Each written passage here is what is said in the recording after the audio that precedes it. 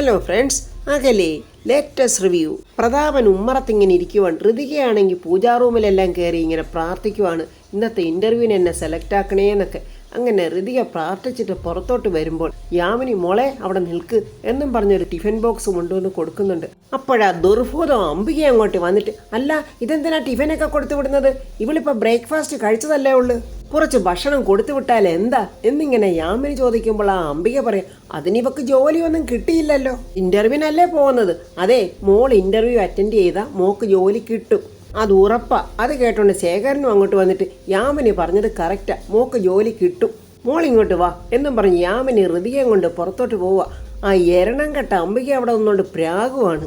പിന്നെ ഒരു പ്രവചനക്കാരി ആ യാമിനിയുടെ ദേഹത്ത് കിടന്ന സ്വർണ്ണാഭരണങ്ങൾ ഓരോന്നായി വിറ്റിട്ടാണ് ഇന്ന് ആ വീട് കഴിയുന്നത്. പിന്നെ ഋതിക ജോലിക്ക് പോയി കൊണ്ടുവരുന്ന കാശും. ഇവൾ എങ്ങനെ അതൊക്കെ ഉരുട്ടി വിഴുങ്ങി തിന്നിട്ടാ ഇങ്ങനെയൊക്കെ പറയുന്നത്? വേറെ വരുമാനമില്ലെന്ന് ഇവൾക്കറിയാം. അപ്പോൾ ഇങ്ങനെ പറയുന്ന ഇവളെ തല്ലി കൊല്ലണ്ടേ? ഋതിക പ്രതാപന്റെ കാലൊക്കെ തൊട്ടു തൊഴുതിട്ട് പ്രതാപന്റെ അനുഗ്രഹമൊക്കെ മേടിക്കുന്നു. യാമിനിയും ശേഖരനും ഒക്കെ ഋതിക മോളെ അനുഗ്രഹിക്കുന്നുണ്ട്. മോള് സന്തോഷത്തോടെ പോയിട്ട് വാ, ഈ ജോലി മോക്ക് കിട്ടും എന്നൊക്കെ പറയുന്നുണ്ട്. അംബികയോട് ഋതിക ഒന്നും പറയുന്നില്ല.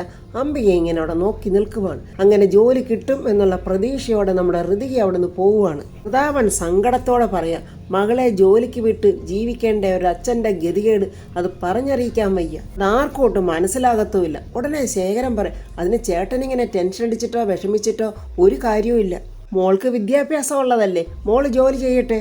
അംബിക ഉടനെ പറയാ, വലിയ വലിയ ലക്ഷാധിപതികളുടെ മക്കള് വരെ ജോലിക്ക് പോന്നു, പിന്നെയാ ഇവള്, ഈ നാണം കെട്ടവർക്ക് മിണ്ടാതിരുന്നൂടെ?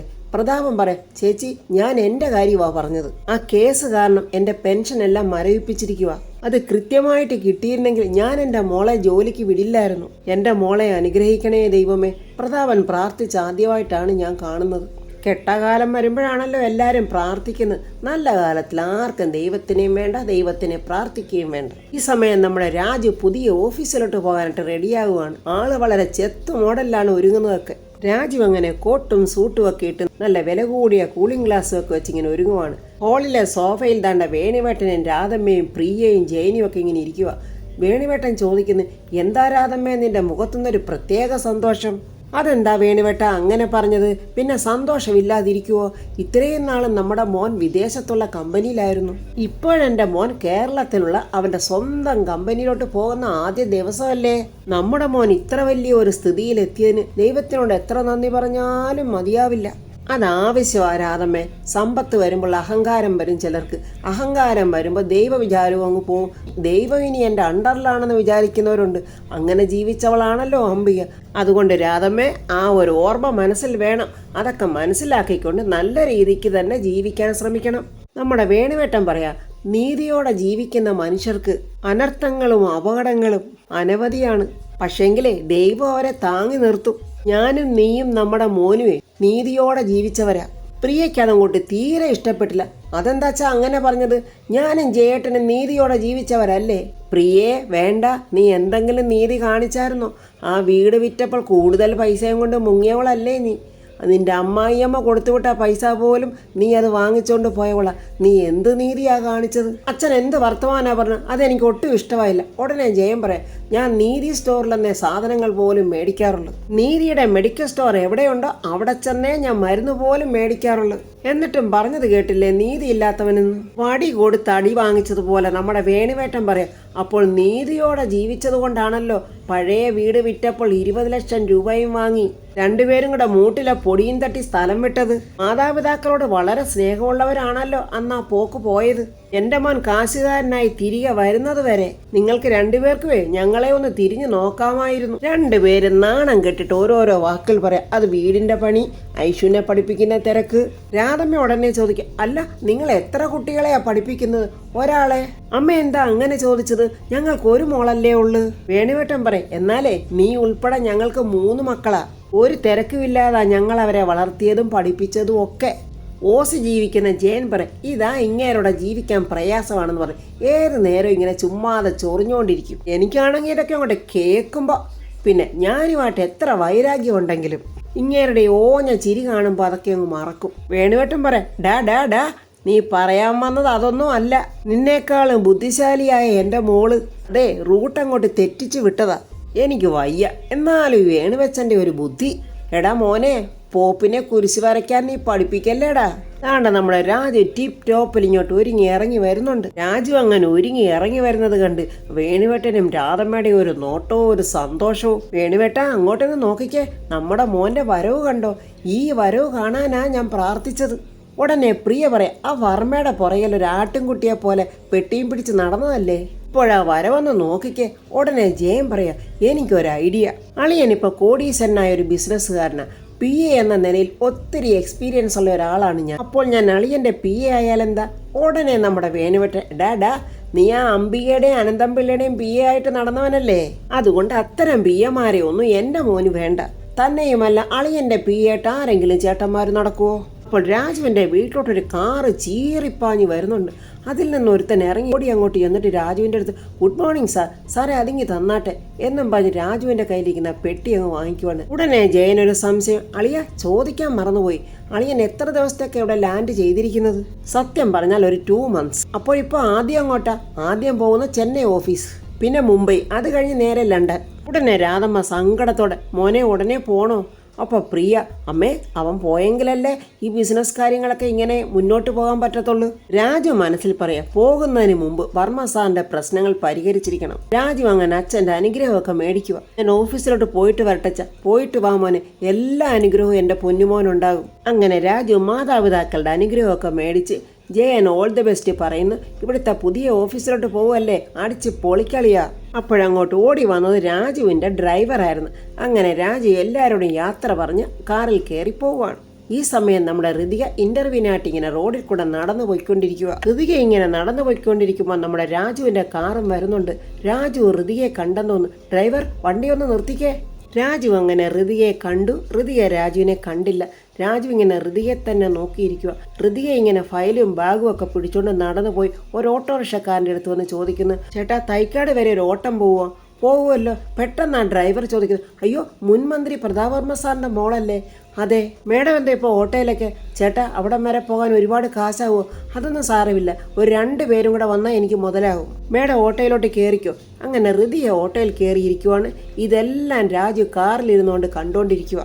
അപ്പോഴേക്ക് 3 ആണുങ്ങൾ അങ്ങോട്ട് ഓടി വരുന്നുണ്ട്. അവന്മാരെ കണ്ടിട്ടൊരു വശപ്പസക തോന്നുന്നുണ്ട്. അവർ ഓട്ടോറിക്ഷയിൽ കയറി ഋതികയോട് ഒട്ടിച്ചേർന്ന് ഞെരുകി അങ്ങനെ ഇരിക്കുക. ഋതിക വല്ലാതെ അസ്വസ്ഥത കാണിക്കുന്നുണ്ട്. ഇതിങ്ങനെ രാജു കാണുക. എൻ്റെ ഋതുവിന് ഇങ്ങനൊരവസ്ഥ വന്നല്ലോ എൻ്റെ ദൈവമേ. എന്നും എന്നോടൊപ്പം ഞാൻ ചേർത്ത് പിടിച്ച് കൊണ്ടു നടന്ന എൻ്റെ ഋതുമോള് ഇന്ന് ഞാനില്ലാതെ ഒറ്റയ്ക്ക്. സ്വാമി കാർ എടുക്കാൻ പറ. അങ്ങനെ ഡ്രൈവർ കാർ എടുക്കുന്നുണ്ട്. രാജുവിൻ്റെ പുതിയ ഓഫീസാണെന്ന് തോന്നുന്നു. ഒരു ഭയങ്കര മോഡേൺ ലുക്കിൽ ഒരു അഹങ്കാരിയായ ഒരു പെണ്ണാണെന്ന് തോന്നുന്നു. അവളുടെ വരവൊക്കെ കണ്ടിട്ട് ആ ഓഫീസിൽ ഏതോ ഒരു മെയിൻ കക്ഷിയാണെന്നാണ് തോന്നുന്നു. അവൾ ആ ഡോറ് തുറന്ന് അങ്ങോട്ട് വന്നപ്പോഴേ അവിടെ ഇരുന്ന മറ്റാൾക്കാരൊക്കെ അങ്ങ് എഴുന്നേറ്റ് അവൾക്ക് നല്ല റെസ്പെക്റ്റ് കൊടുക്കുന്നുണ്ട്. The inauguration of RR Fashion Designing Company under the RR Group Companies along with the ceremony to welcome our managing director. ഒരു വാം വെൽക്കം ടു ഓൾ എന്നൊക്കെ അവൾ പറയുന്നുണ്ട്. അത് കേട്ടിട്ട് ആ ഓഫീസിലിരുന്നവരൊക്കെ കൈയടിക്കുന്നുമുണ്ട്. ഞാൻ റോഷ്നി, കണ്ടിട്ടൊരു പൊങ്ങച്ചക്കാരുടെ ലക്ഷണമുണ്ട്. റോഷ്നി വിശ്വനാഥ് കേട്ടിട്ടുണ്ടാകും നിങ്ങൾ, പ്രമുഖ വ്യവസായി തോട്ടത്തിൽ വിശ്വനാഥനെ കുറിച്ച്. തോട്ടത്തിൽ ഗ്രൂപ്പ് ഓഫ് കമ്പനീസിന്റെ MD. ആ തോട്ടത്തിൽ വിശ്വനാഥന്റെ മകളാണ് ഞാൻ. ചുമ്മാതല്ല ഇത്ര പൊങ്ങച്ചവും അഹങ്കാരവും ഗമയും. എൻ്റെ അച്ഛൻ കണ്ടെത്തിയ ആളാണ് ഈ കമ്പനിയുടെ MD. RVM എന്ന ചുരുക്കപ്പേര് ലണ്ടനിലുമൊക്കെ അറിയപ്പെടുന്ന രാജു വേണുഗോപാൽ മഠത്തിൽ. മിസ്റ്റർ രാജുവിനെ എൻ്റെ അച്ഛൻ കണ്ടെത്തിയെന്നേ ഉള്ളു. പിന്നീട് അദ്ദേഹം വളർന്നതും ഈ ബിസിനസ് സ്ഥാപനം പടുത്തുയർത്തിയതും അദ്ദേഹത്തിൻ്റെതായ ടാലന്റിൽ കൂടെയാണ്. അസാമാന്യ ബുദ്ധിശാലിയാണ് അദ്ദേഹം. ഷാർപ്പ് മെമ്മറി, തീരുമാനങ്ങളും റിസ്ക് എടുക്കാനുള്ള ധൈര്യവും മൾട്ടി ഫേസ്ഡ് പേഴ്സണാലിറ്റി, ഇതൊക്കെയാണ് വളരെ കുറഞ്ഞ കാലയളവ് കൊണ്ട് അദ്ദേഹത്തെ ഉയരങ്ങളിലോട്ട് എത്തിച്ചത്. ഒരു മുഖവരയായിട്ട് ഞാൻ ഇതൊക്കെ നിങ്ങളോട് പറഞ്ഞതേ ഉള്ളൂ. ബാക്കിയൊക്കെ നമുക്ക് പുറകെ മനസ്സിലാക്കാം. മറ്റൊരു സന്തോഷ വാർത്ത കൂടിയുണ്ട്.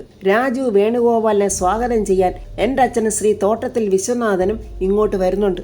അപ്പോൾ ഞാൻ ഉദ്ദേശിച്ച പോലല്ലെന്ന് തോന്നുന്നു. വലിയ കുഴപ്പക്കാരിയല്ല. ആ വേഷവിധാനവും ജാടയൊക്കെ കണ്ടപ്പോൾ ഞാൻ വിചാരിച്ച് കുഴപ്പക്കാരിയോ മറ്റോ ആയിരിക്കുമെന്ന്. അങ്ങനെ എല്ലാവരും ബൊക്കയൊക്കെ ആയിട്ട് ഇങ്ങനെ വാതൊക്കെ കാത്തു നിൽക്കുക. അപ്പോൾ ദാണ്ട തോട്ടത്തിൽ വിശ്വനാഥൻ അങ്ങോട്ട് വന്നിറങ്ങി. ഡാഡി എന്നും പറഞ്ഞ് മോൾ അങ്ങോട്ട് ഓടി ചെല്ലുന്നുണ്ട്. ഡാഡി എപ്പോഴാണ് എത്തിയത്? ഞാൻ ഇപ്പോൾ എത്തിയതേ ഉള്ളൂ മോളെ. എയർപോർട്ടിൽ നേരെ ഇങ്ങോട്ട് പോരുക. അങ്ങനെ വിശ്വനാഥൻ സാറിനെ വെൽക്കം പറഞ്ഞ് ബൊക്കയൊക്കെ കൊടുത്ത് അവരകത്തോട്ട് കൊണ്ടുപോവുക.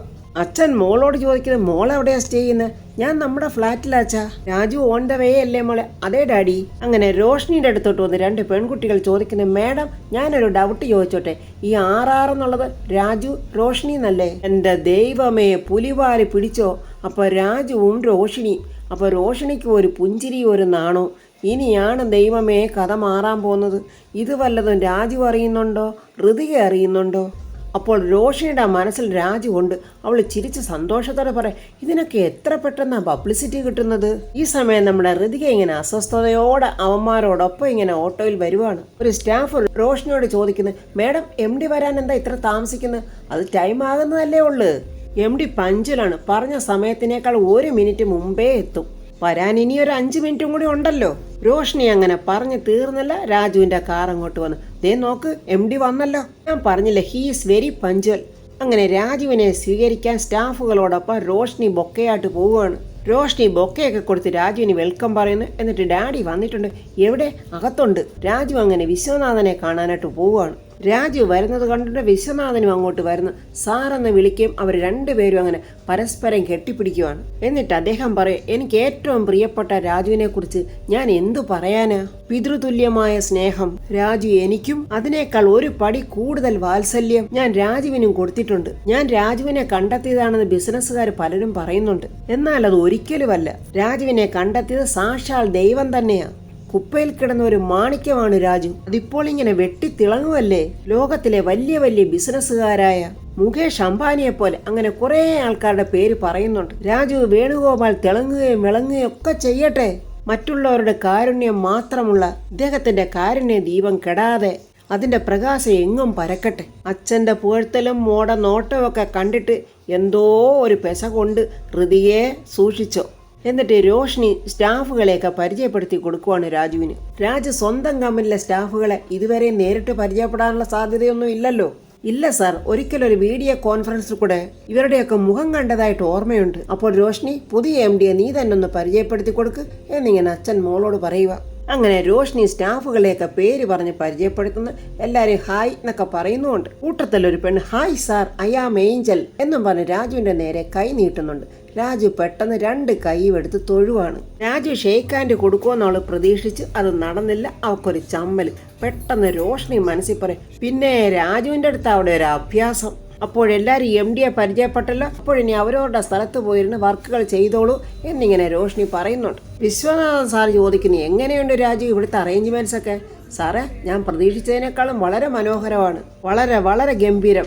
ഇതിന്റെ എല്ലാം പിന്നിൽ എന്റെ പ്രോത്സാഹനം ഉണ്ടായിരുന്നു എന്നല്ലാതെ ഒരു കാര്യത്തിൽ ഞാൻ ഇടപെട്ടിട്ടില്ലായിരുന്നു.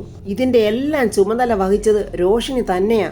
രാജുവിന്റെ എല്ലാ സ്ഥാപനങ്ങളുടെ അതോറിറ്റി ചാർജ് വഹിച്ചിരുന്നത് എന്റെ മോള് റോഷിനി തന്നെയാ. രാജു സ്നേഹത്തോടെ താങ്ക് യു റോഷിനി എന്ന് പറഞ്ഞിട്ട് ഒരു നന്ദി പറയുന്നത് കൊണ്ട് മാത്രം തീരുന്നതല്ലല്ലോ. സാറിന്റെ കുടുംബത്തോടുള്ള എന്റെ സ്നേഹവും കടപ്പാടും ഒരിക്കലെല്ലാം നഷ്ടപ്പെട്ട് ആകെ തകർന്ന് ഞാൻ സാറിന്റെ മുന്നിൽ വന്നപ്പോൾ സാറിന് വേണമെങ്കിൽ അന്ന് എന്നെ ഉപേക്ഷിക്കാമായിരുന്നു. പക്ഷെ സാർ അന്നത് ചെയ്തില്ല. കരുണയോടെ എന്റെ നേരെ കൈനീട്ടി ഒരു കൈത്താങ്ങായി എന്റെ കൂടെ നിന്നു. വീഴാൻ പോകുമ്പോൾ ഒരു കൈ തന്ന് താങ്ങി നിർത്തുന്നവര് ദൈവതുല്യരാണ് സാർ. തോട്ടത്തിൽ വിശ്വനാഥൻ സാറ് എനിക്ക് ദൈവതുല്യനാണ്. ഏയ്, അങ്ങനെയൊന്നും പറയല്ലേ രാജു. രാജു ദൈവാധീനമുള്ള ചെറുപ്പക്കാരനാണ്. ദൈവമാണ് രാജുവിനെ എന്റെ മുന്നിൽ കൊണ്ടുവന്ന് എത്തിച്ചത്. അതങ്ങനെയല്ല സാർ. എന്റെ ജീവിതത്തിൽ സാറിനേക്കാളും വലിയൊരു ദൈവമുണ്ട്. ആ ദൈവം ചില സാഹചര്യങ്ങളിൽ പിശാചായി മാറുന്നത് ഞാൻ കണ്ടിട്ടുണ്ട്. പക്ഷെ എന്റെ മനസ്സിൽ അദ്ദേഹം ഇപ്പോഴും ദൈവം തന്നെയാണ് സാർ. പക്ഷെ സാറിനെ എനിക്ക് ഒരിക്കലും മറക്കാൻ പറ്റില്ല. എന്റെ ഈ കാണുന്ന നേട്ടങ്ങൾക്കൊക്കെ പിന്നില് സാറിന്റെ ഒരു തലോടൽ ഉണ്ടായിരുന്നു. രാജു പറഞ്ഞത് പ്രതാപ് വർമ്മയെ കുറിച്ചായിരുന്നു. വിശ്വനാഥൻ സാറ് പറയാൻ, എല്ലാ മനുഷ്യരും അങ്ങനെയൊക്കെ തന്നെയാണ് രാജു. പരസഹായം കൂടാതെ ഒരു മനുഷ്യനും ഒന്നിനും പറ്റില്ല, ഒന്നും ചെയ്യാനും സാധിക്കില്ല. രാജു റോഷ്നിയോട് പറയാ, റോഷ്നി എന്റെ കമ്പനിക്ക് ചെയ്തു തന്ന ഉപകാരങ്ങൾക്കൊക്കെ ഞാൻ എങ്ങനെയാ നന്ദി പറയേണ്ടത്? അതിന് നന്ദി ഒന്നും പറയണ്ട രാജു, ഇതെന്റെ ഡ്യൂട്ടിയാണ്. അത് ഞാൻ കൃത്യമായി നിർവഹിച്ചു എന്ന് മാത്രം. ശരിയാ രാജു അവള് പറഞ്ഞത്, അത് അവളുടെ ചുമതല തന്നെയാണ്. സാറേ, അതിന് ചെറിയൊരു കാര്യമൊന്നും അല്ലല്ലോ റോഷ്നി എനിക്ക് ചെയ്തു തന്നത്. എന്റെ ഈ പ്രോജക്റ്റിൽ 1 വർഷത്തിൽ 2 കോടി രൂപ ലാഭം ഉണ്ടാക്കി തന്നു. അത് ചെറിയൊരു കാര്യമാണോ സാറേ? അതൊക്കെ ശരിയാ രാജു. നമുക്ക് ഈ നന്ദി പറച്ചിൽ ഇമോഷണൽ സീക്വൻസ് ഒക്കെ പെട്ടെന്ന് അവസാനിപ്പിക്കാം. എന്താണ് രാജുവിന്റെ പ്ലാൻ? കേരളത്തിൽ ഇനി എത്ര നാൾ ഉണ്ടാകും? ഒരു 2 മാസം കാണും സാർ. ചില കാര്യങ്ങൾ എനിക്ക് ചെയ്തു തീർക്കാനുണ്ട്. അതിനുശേഷം മാത്രമേ ഞാൻ തിരികെ പോകൂ. അപ്പോൾ ഫ്രണ്ട്സ്, രാജു അങ്ങനെ പറഞ്ഞത് എന്താണ്? പ്രതാപവർമ്മയ്ക്ക് ആ വീട് തിരിച്ചു കൊടുക്കണം, ഋതികയെ പഴയതുപോലെ സ്നേഹിക്കണം, അവൻ്റെ ജീവിതത്തിലോട്ട് ഋതികയെ തിരിച്ചു കൊണ്ടുവരണം. ഇതൊക്കെയായിരിക്കും രാജുവിൻ്റെ മനസ്സിൽ. രാജുവിൻ്റെ ആ നല്ല മനസ്സിന് ദൈവം അതൊക്കെ സാധിച്ചു കൊടുക്കും എന്നുള്ള പ്രതീക്ഷയോടെ നമുക്ക് നാളത്തെ റിവ്യൂ കാണാം. എൻ്റെ ഈ റിവ്യൂ ഇഷ്ടപ്പെട്ടാൽ ലൈക്കും കമൻസും, സബ്സ്ക്രൈബ് ചെയ്യാത്തവർ സബ്സ്ക്രൈബ് ചെയ്യണേ.